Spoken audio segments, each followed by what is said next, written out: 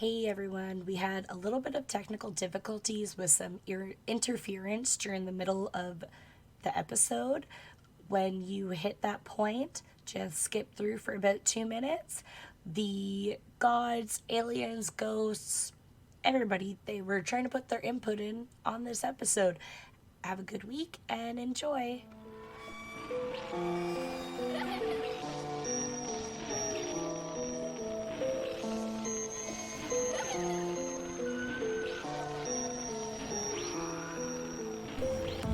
Welcome to Blood, Guts, and Booze. I'm Olivia. And I'm Kendrah. This is a paranormal and true crime podcast here to frighten you and make you question the world that we live in. So sit back, relax, and let's dive into this.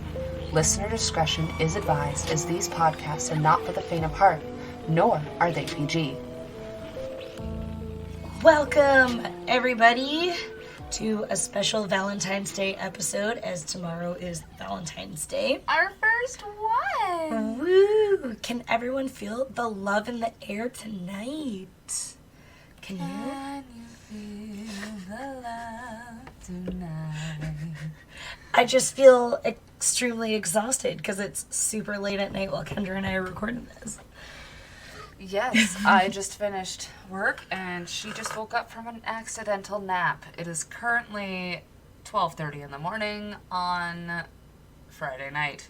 And we both have worked 8+ hours.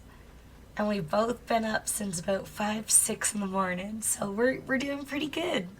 Yeah, so don't mind our tiredness this week. What do you got for Valentine's? So this week, I'm going to be talking about the infamous Cupid for Valentine's Day. That is perfect. Literally perfect. Well, I actually don't know much about Cupid. I do now, and soon you guys will too. But I was not expecting as much information as I found. And some of it was pretty cool. So I hope you guys are pretty excited for a fun episode. I have asked for more Roman, Greek god type people. Yep. So I am very excited. Yep. Because I think it's cool.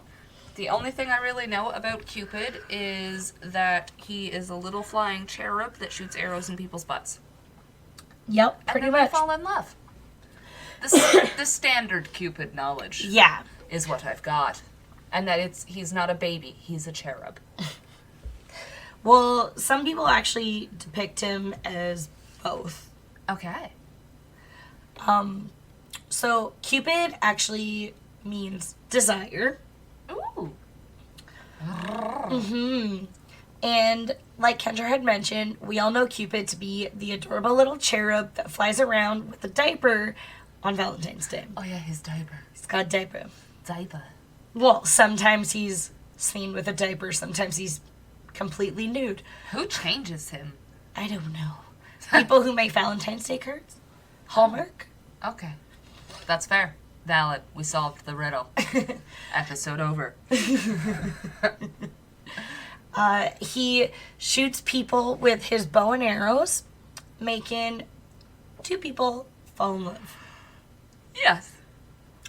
So there are certain parts of Cupid that are symbolic for love, like about his features. Okay. So his wings are actually meant for, they're symbolic, and they're meant for lovers being kind of like flighty, sketchy, like very scatterbrained when they're in love. Okay, I understand. Right? Yes. And they can Can't also change think their straight. minds really fast. Like, Yeah, the cute boy walks in and suddenly you forgot what you were talking about. exactly. My name's Bob. Exactly. His boyish features, his boyish appearance, for some reason this sounded really weird. It did. His boyish, Start over. hold on, I need a drink. Go. We should start doing run things. Eeny, miny, mo. Eeny, miny, mo. Do re mi so Eeny, fa miny, mo. Yeah, we should start doing the vocal exercises before we start.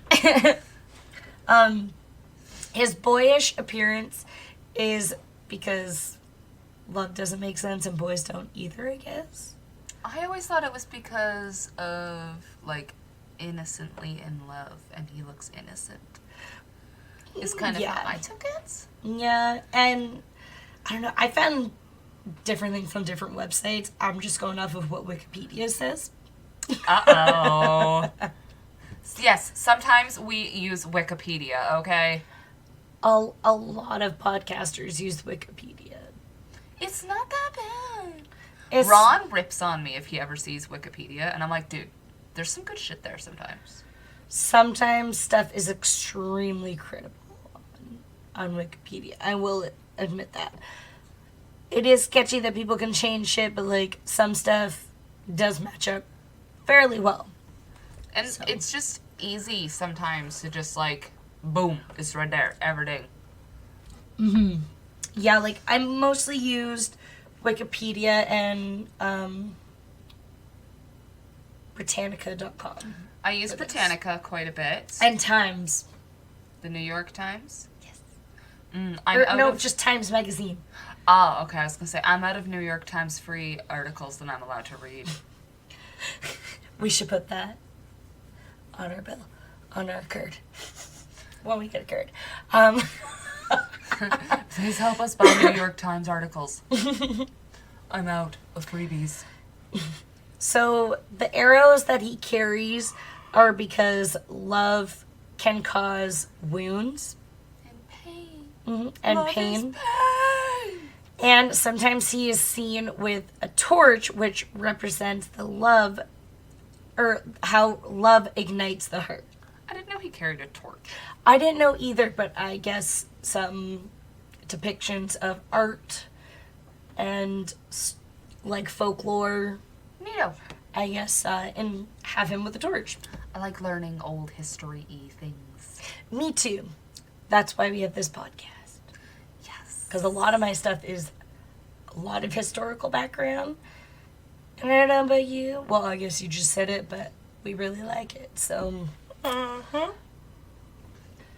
Sometimes Cupid is seen with a blindfold on, which is supposed to represent that love is also blind. Sometimes it is, yes. Oh my goodness. Today, oh my god, because today's Friday, the 11th when we record this, the new season of Love is Blind is on Netflix. Is it? It is. It started today. Oh my god, why didn't I watch that at work instead of the other thing? I don't know. I was watching the Legally Blonde movies. Now I'm going to have to make Nick watch it with me all tomorrow while we eat sushi before I kick his ass at Mario Kart. Now I have something else to watch. All right.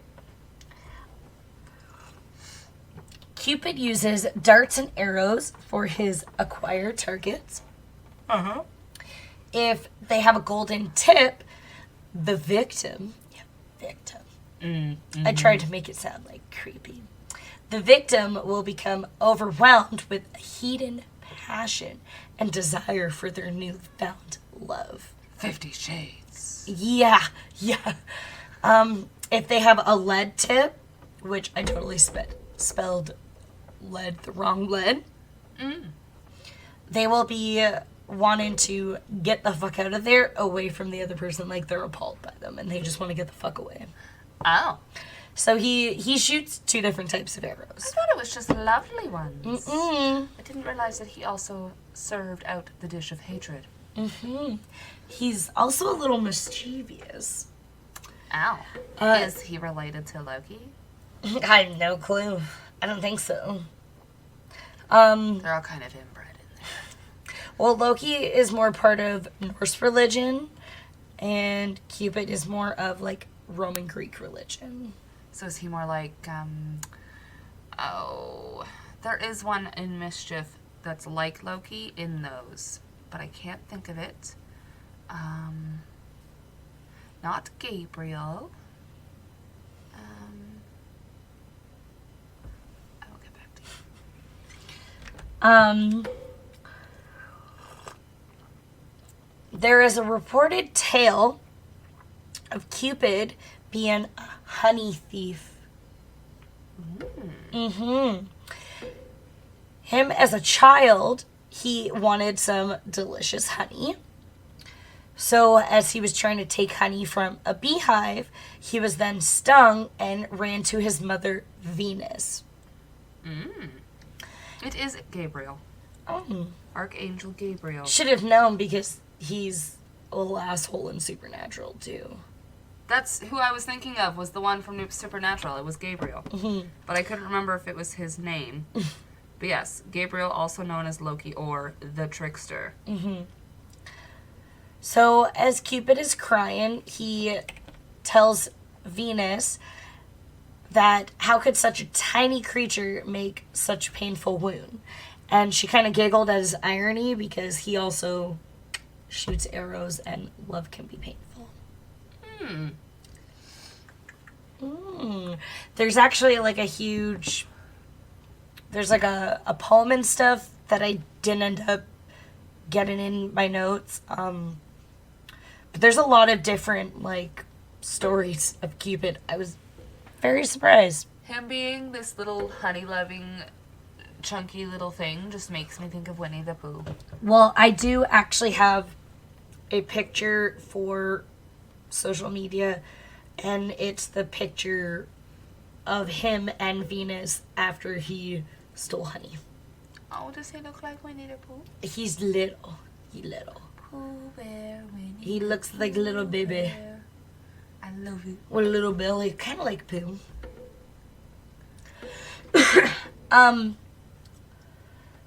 Cupid has also been seen riding a dolphin. What? On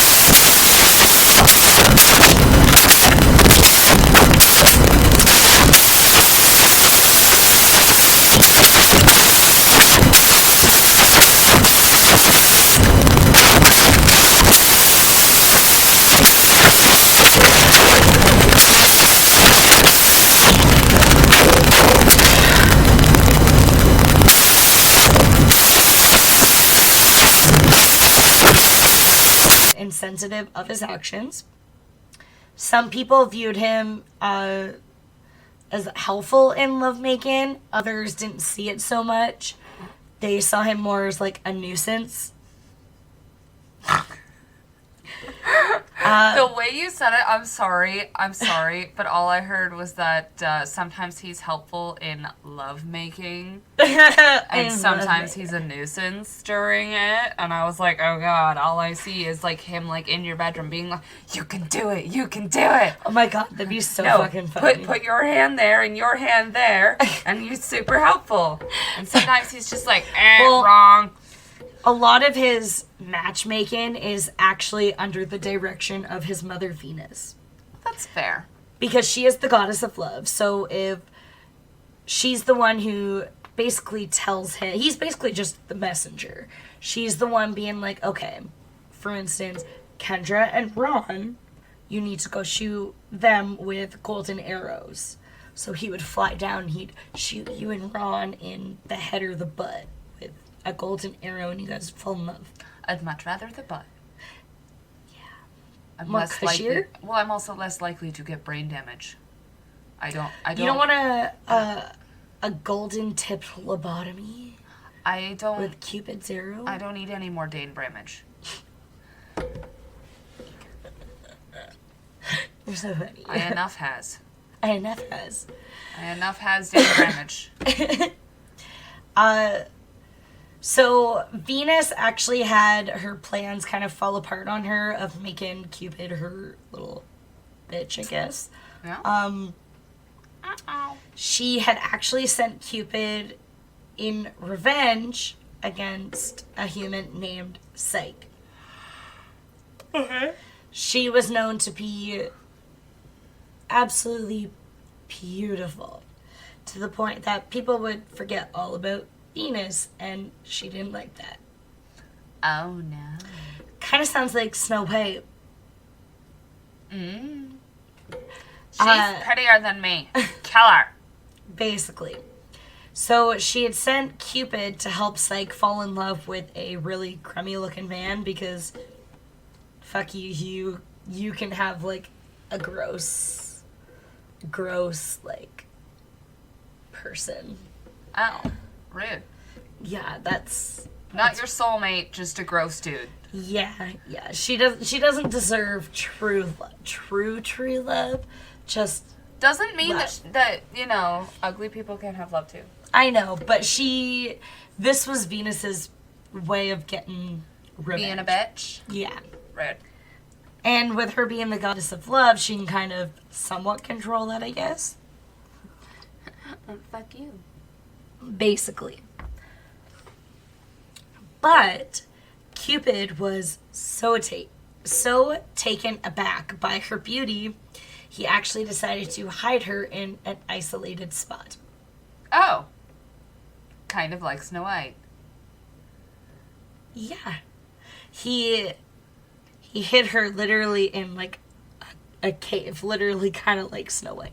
She's in this cave in the darkness, and he asked her, like, he would go secretly visit her, and when he did, he's like, you gotta keep the fucking lights off, it needs to be darkness. Like, he did not want her seeing him, because I think he was afraid a human would be scared of, like, a god. Fair. Right? Because they're powerful, you'd be able to feel, like, the power coming off of them, whether you're human or not. And one day, Psyche had turned an oil lamp on and had noticed somebody beside her, and it was the god of Cupid himself, snoozing in the bed next to her. He woke up from a drop of oil dripping out of the lamp. He basically screeched and fly away like, not really, but he got pretty upset with her and just fucked off. You didn't listen. I told you that the West Wing was not allowed to be in. The West Wing, the West corridors are off limits. Yes. Then starve! You will lose 10 points for Gryffindor. We're quoting two different movies. I know. I'm quoting Beauty and the Beast, you're quoting Harry Potter. I know. I know. I'm just going with it because it was working so well. And they both have Emma Watson. Fair. So after he freaked out and pissed off, Psyche then walked around the earth, like the entire globe, Jesus. searching for him. That's And a long walk. right. Okay. Oh, she brought some water and a couple power bars or something. How does bitch get across the ocean walking? Boat. I mean, okay. She then bumps into Venus while she's searching for Cupid. And Venus decided, you know what? I'm just gonna take you. Less than impressed. So Venus ended up making Psyche accomplish multiple different, difficult jobs and tasks. When Cupid had found out, he rushed to go save her from his mother. And,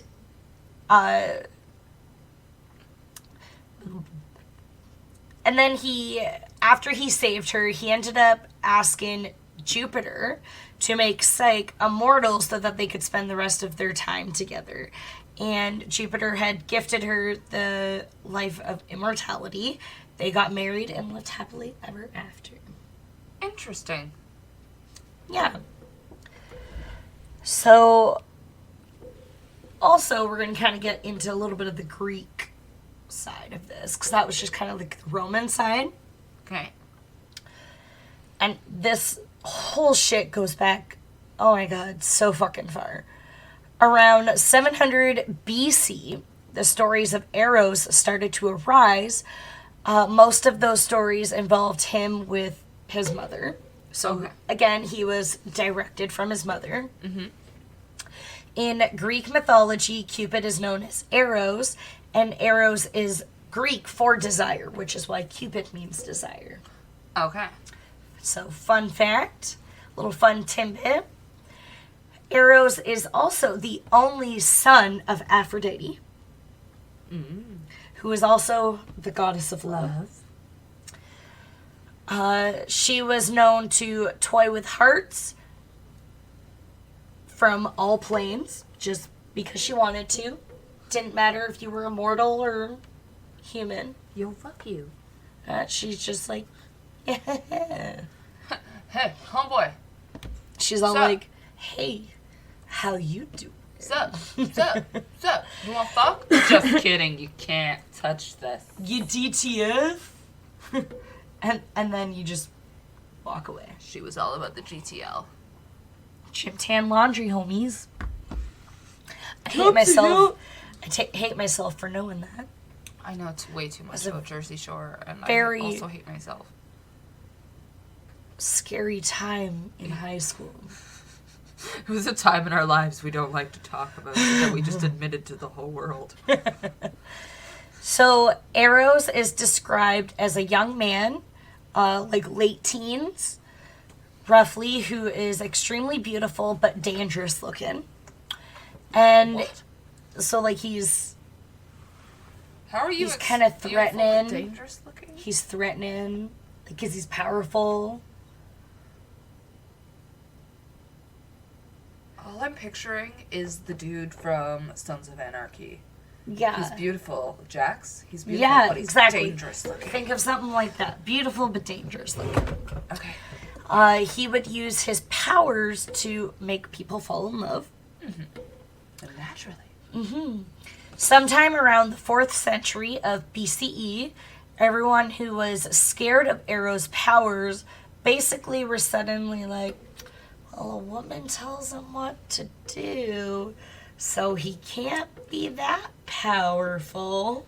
Oh. Because Eros only did what his mother asked. So basically everyone just kind of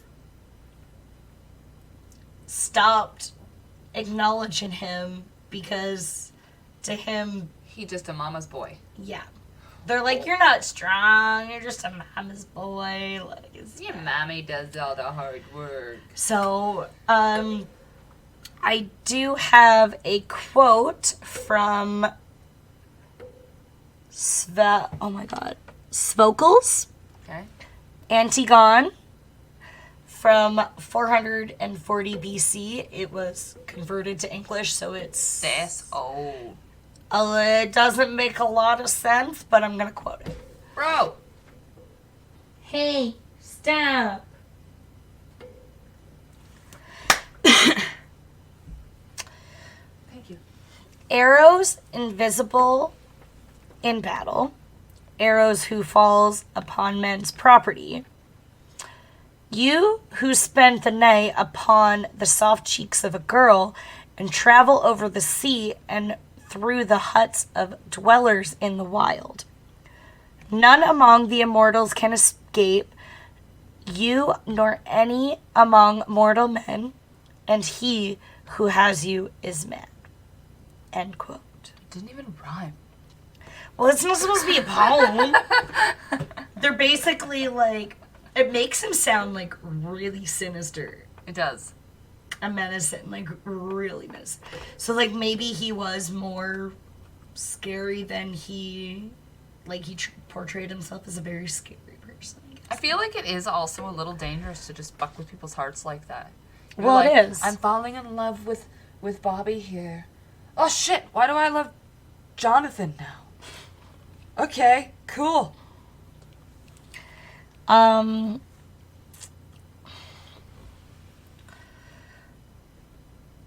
So we're going to get into a little bit of some Cupid-inspired art. Latin poet Ovid's book Metamorphoses has descriptions of the use of Cupid's arrows. And this is where the whole gold and lead kind of first came in. Okay. Basically a summary of that little story is Apollo bugs Cupid, basically saying, you fucking suck at archery. I'm better than you. So Cupid decides to shoot him with a golden arrow and his lover Daphne with a lead arrow. Oh no. Yeah. That's gotta fuck your day right up. Yeah. Tell him he's a bad shoot now. Fucking hit both of you in one shot. Yeah. Fuck you and your girlfriend. Mic drop. Botticelli's allegory of spring. Allegory. Allegory of spring. I don't have my glasses on. Of 1482, or La Primavera. I can say that because that's a pasta. Primavera. Cupid is depicted with a blindfold and shooting Venus from above her. So Fuck he's you, like, Mom. yeah, just boom. I also have a quote from Shakespeare's A Midsummer's Night Dream in 1590. Oh, I love that. I knew you were going to be so excited with this. I love Shakespeare. It's my weird one little thing that not a lot of people Well- know, but I love Shakespeare. We're also like extremely close to Stratford, which is where the Shakespeare Festival is. I know. And it is a bonkers time in Stratford, man. They put on some good plays. I saw a light. I thought it was an ambulance, but it's just my salt rock reflecting off the window. ADHD at its best. You're okay. Look, what's that? What's that? A light? Oh my god, something shiny. Squirrel. Something shiny. Squirrel.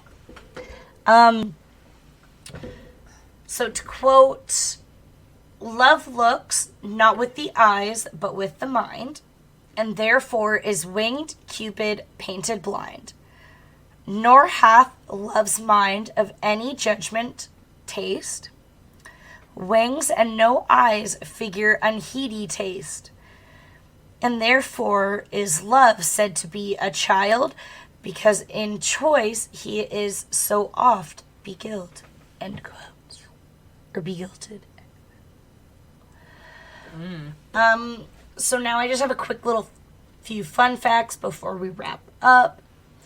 Some people, weirdly enough, because you were quoting Beauty and the Beast, some people believe that Beauty and the Beast, the modern version, is a retell of Cupid and Psyche's love story. I can see it. Hides her away. They fall in love. He doesn't like her looking at him because he's hideous. And then she gets Stockholm Syndrome and falls in love with him. Mm-hmm. And they live happily ever after. Mm-hmm. One's magical, one's not. Mm-hmm. Eros and Cupid both have been displayed in more art pieces than I could even tell you guys about. Okay. There's a lot.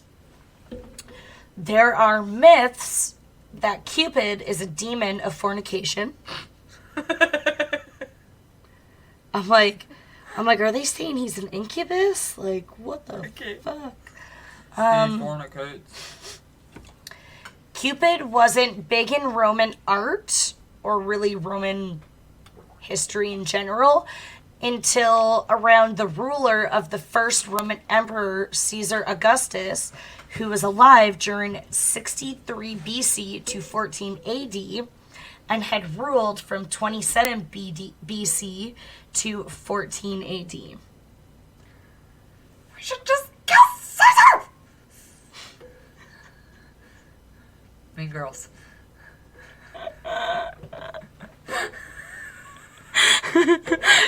she just like, oh my god, your face, you were just like, ah.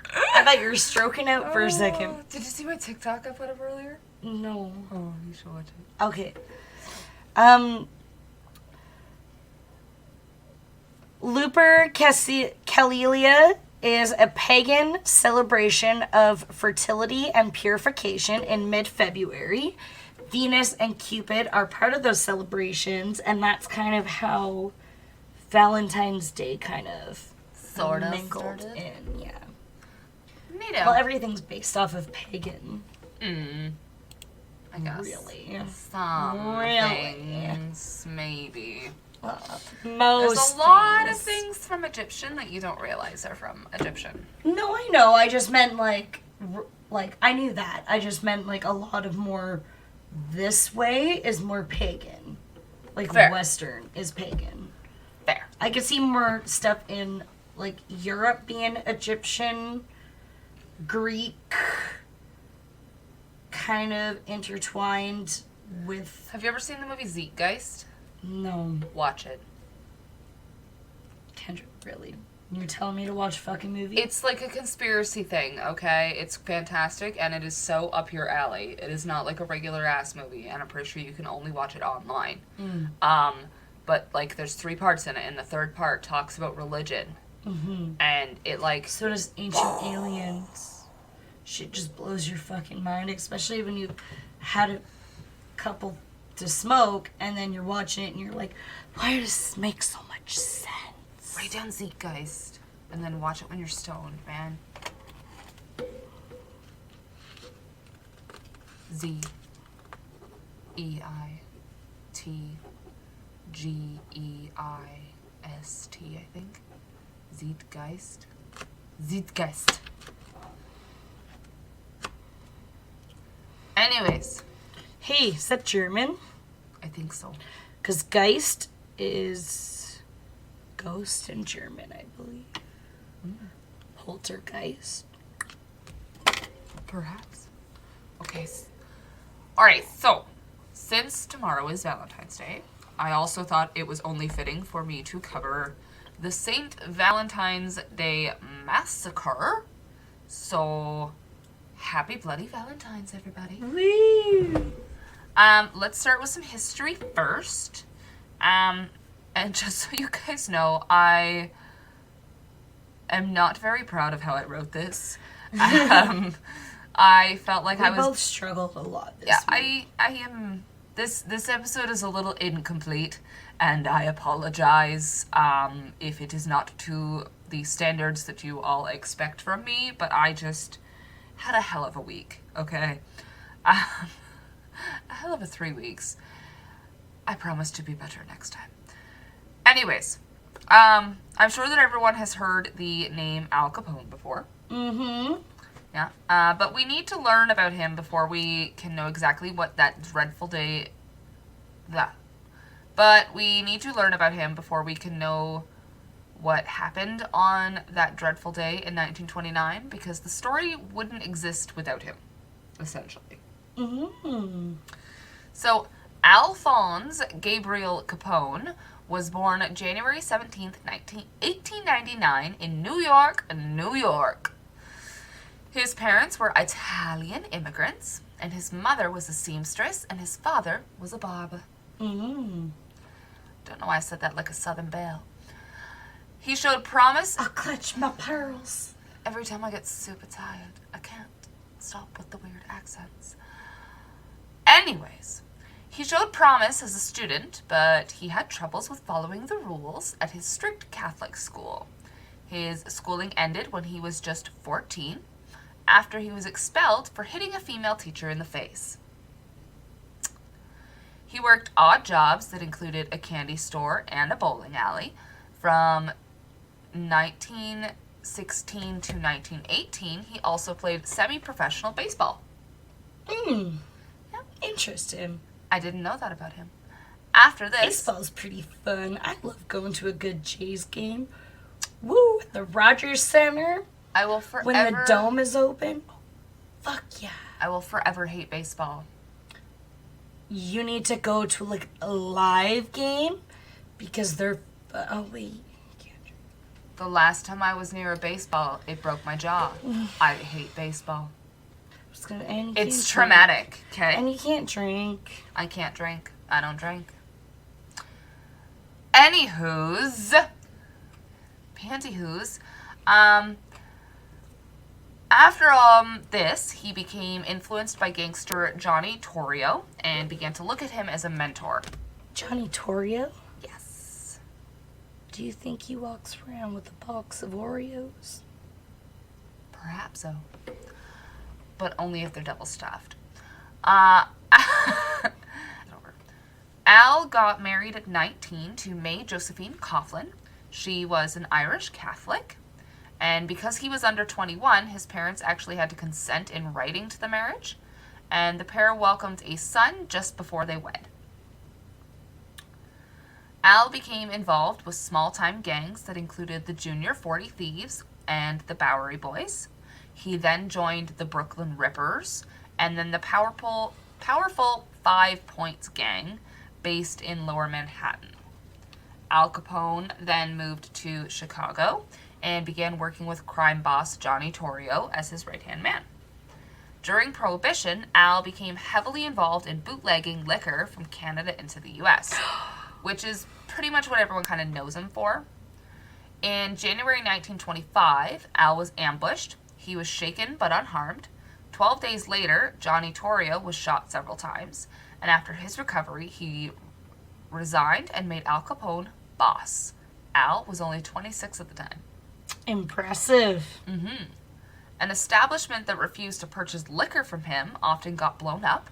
As many as 100 people were killed during these bombings in the 1920s. Oh, wow.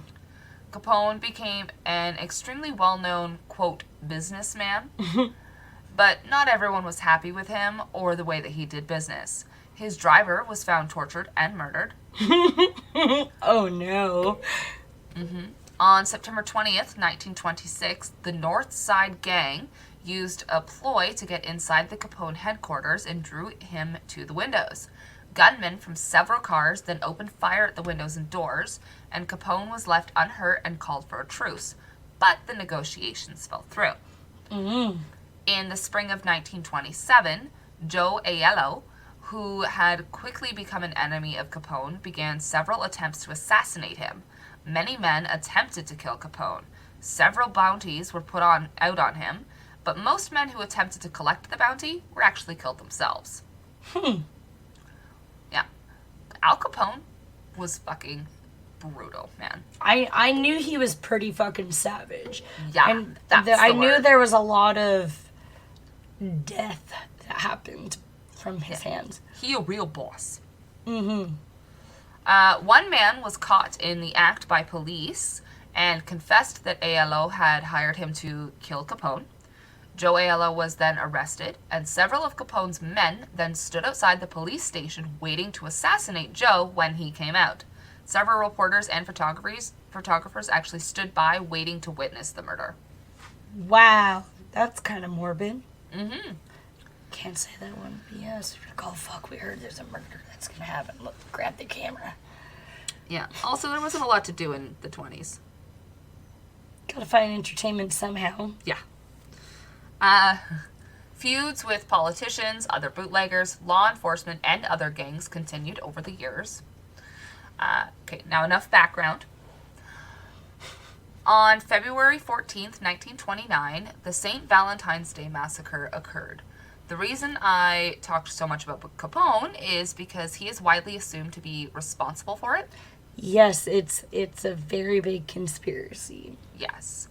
At 10:30 a.m., 7 men from the North Side Gang were shot to death at a garage at 2122 North Clark Street in the Lincoln neighborhood of Chicago's North Side. All the men, except for the mechanic, were dressed in suits and ties. At approximately 10:30 a.m., a black Cadillac pulled up in front of the garage. 4 or 5 men got out of the vehicle. The driver was wearing a chinchilla coat and a fedora, and 2 men wore police uniforms. I knew about the police uniforms. I didn't know about a chinchilla coat.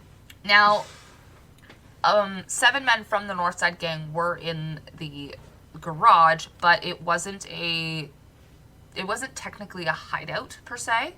So it just meant that they weren't even really sure why all of these men were there that day, other than potentially they were meeting somebody for a job. Perhaps. The men then walked into the garage where the other 7 men already were. Then they raised their guns, 2 Tommies and a 12-gauge shotgun, and ordered the men from the garage outside. The men were lined up shoulder to shoulder against the outside wall on the garage's north side, facing the wall. There was a ton of gunfire, brick dust and smoke filled the air, and all 7 men collapsed to the ground. From the street, neighbors could hear the popping sounds from the guns and howling from a dog. A few people peeked out their windows in time to see the men getting back into the Cadillac and leaving. The way it looked from the onlookers, it looked like police officers were leading other men into the vehicle and then leaving with them. The Cadillac sped down the road, zigzagging around a trolley, and disappeared into the distance. Soon, one of the neighbors walked over to the garage to see what had happened. They pushed open the door and spotted the bodies all over the ground. Sergeant Thomas J. Loftus was the first to respond. He had to move a bunch of neighbors away and found one of the gang members, Frank Gussenberg, still barely alive. He had been shot 14 times. Oh, wow. "Do you know me, Frank?" asked the sergeant. Frank replied with, "Yes, you're Tom Loftus." Then after some gasps of air, he said, "I won't talk." After a few more breaths of air, he said, "Cops did it." Frank arrived at the hospital and died without saying anything else. Yeah, because there was the... You don't talk. I'm not a snitch. Snitches get stitches. And end up in ditches. Well, not just that, but with the whole cop thing, like, it's... The conspiracy theory is a lot of people are like, oh, Al Capone did it, send people in, and then there's other conspiracy theories of, like, it being the police trying to frame Al Capone and all his guys, and Yes. it's a fucking mess. So after the murders, Bugs Morin, the leader of the Northside Gang, commented saying, "Only Capone kills like that." Capone then offered his own opinion and responded, "The only man who kills like that is Bugs Morin." Capone arrived for an interview after the murders and was so confident that he didn't bring a lawyer. Oh. But at first he couldn't attend because he was, quote, unwell. Capone was the number 1 suspect right away. yet he was verified to be at his Florida home at the time of the murder. It was suspected though that he had ordered the hit because Bugs was his competition in the bootlegging business, along with gambling. There was almost too many theories and tips of what had happened that day to keep straight. Police had a really hard time trying to figure out who was responsible and why the 7 men had been gunned down that morning. Yet, with all those theories and tips, there was never an answer. Another gang, consisting of mostly Jewish men, the Purple Gang, was also suspected. 3 of their men had rented rooms directly across the street from the garage 10 days prior to the shooting. And they had a clear view of the garage from their windows. The 3 men were cleared, but many people still believe that they were involved and that the police were also involved, which is how they became so easily cleared. A week after the crime, on February 22nd, cops found a stripped-down, burned-out Cadillac at the scene of a garage fire. They determined that the killers had used that car, and they traced the engine number to a James Morton of Los Angeles. The shop owner gave the name Frank Rogers, and turns out Frank had ties with the Purple Gang and Capone. Interesting. Sadly, though, the police were unable to turn up anything else, and the 2 men were cleared. Now, whether Capone was involved or not, this massacre ruined his reputation. He began donating to charities and helping with soup kitchens to clean up his image. At least he tried to give back. He was basically had a ton of politicians and everybody in his pocket because they all loved him. Yeah. And then this happened and everyone was like, oh, you're a savage, you're a terrible person, you murdered people in cold blood, we fucking hate you. And he was like, no. So for a man who cares so much about his image, it seems unlikely to me that he would purposely try to ruin it. Well, and not just that, but if he was... I mean, a lot of people can fool people, but if he did it, like you said, he cares about his image, so why is he going to go, 1, ruin it, and 2, try to do everything he can to make up for his image being ruined, right? It just seems weird. It doesn't make sense. Yeah. Another theory that I didn't write down, but I am going to mention, is that President Hoover was actually involved because he was very into the fact that Al Capone was basically enemy number 1 at this point because he was a big gangster, and he really wanted to end Prohibition. Yeah. To just end it, be done with the whole bootlegging business, essentially. And this started the end of the Prohibition era because it got the attention of everyone in America with the fact that there was a massacre, that the crime, or that the gang violence had escalated to that point. So, you know, I like that your computer just yelled fuck at me. Oh, that was from Travis Barker. I don't know who that is. I probably know who it is, I just don't register it. Blink-182. Oh, okay. Cool. At the end of the day, though, well, a newer theory is that it was actually a crooked cop that was responsible for the crimes. At the end of the day, though, almost everyone can agree that the shooting was some sort of revenge. Either Capone or other bootleggers, another rival gang, or someone else who had it against for some or all of the men in the garage. Although 2 of the men were innocent men, the mechanic, and there was also an optometrist that was visiting that morning. Okay. No one really knows if this will ever be solved. It probably won't. It happened literally 100 years ago now. Yeah, and Al Capone died with any knowledge that he may have about this crime on January 25th, 1947. It does seem like because Al Capone was such a big target, I guess, and if a lot of people wanted him out of the way, it would make sense if somebody would set him up. Do a crime that is in his taste And that way they would be able to get away with it looking like it was more done by him. Mm-hmm. You know what I mean? Now, I do have a little bit of trivia. And if any of you follow me on TikTok, then you noticed that I did do one of my trivias on my TikTok. So the one that I did for that is Al Capone once worked as a bouncer at a brothel and contracted syphilis. Great. That's amazing. Also, Al Capone was sometimes known by the nickname Scarface after he insulted a woman and her brother sliced the side of his face open. Yeah, because the movie's Scarface. Is that about him? I don't know. Also, he was called Snorky by his closest friends, a term for a sharp dresser. Snorky don't make him sound so tough, eh? Snarky makes it sound like he's being, like, snarky, not snorky. I think it makes him sound like he's porky. Snarky, like he's... Snorky. He also had 8 other siblings. A few of them also worked within the gangs with him. Bugs Moran was on his way to the garage at the time of the shooting, and he missed being killed only by minutes. Damn. Yeah. There was a dog in the garage that was left unharmed. Gotta keep the dog safe. Yeah. It was the mechanic's dog.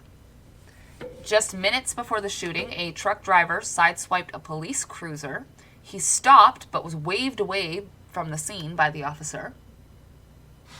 Which is super weird and sketch. And my favorite little fun fact, guards at the Cook County Jail were prepping for 3 midnight executions that morning. Ta-da! It also seems pretty convenient that Bugs missed it by a couple minutes. Uh-huh. Like, little sus. You know what I mean? Like, I don't know. I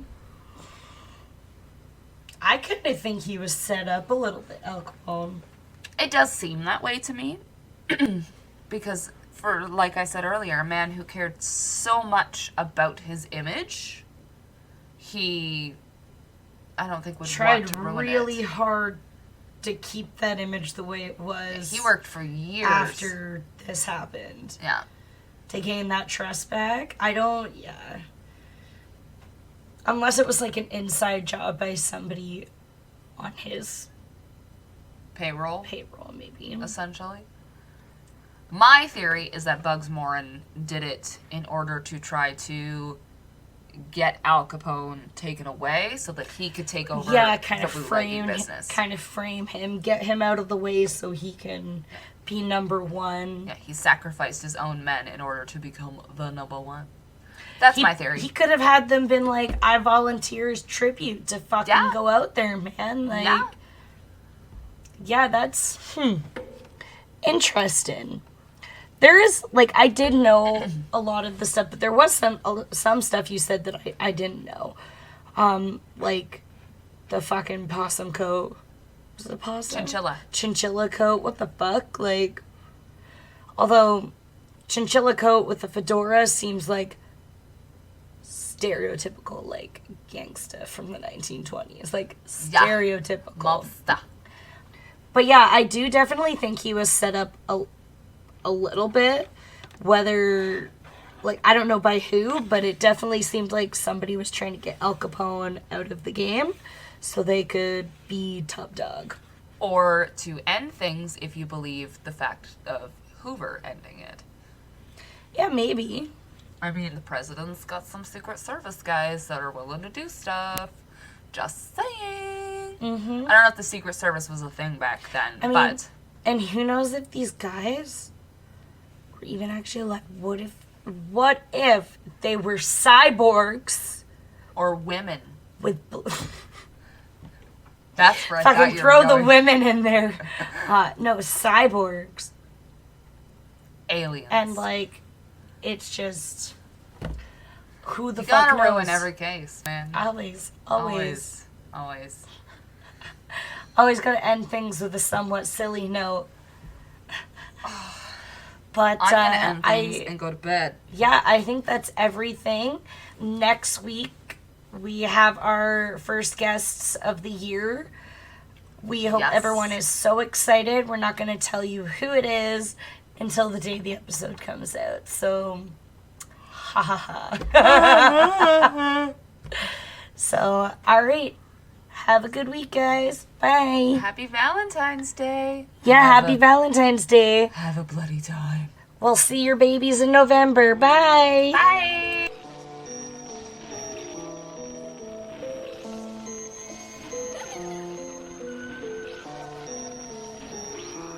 Special thanks to Dylan Sears for the theme song and Sally Gunter for the cover art. Support us on Patreon and like, share, rate, and subscribe to us on all of our social media pages and your podcast streaming service. Do you have any personal stories or suggestions for the show? Email us at bloodgutsandbooze@gmail.com.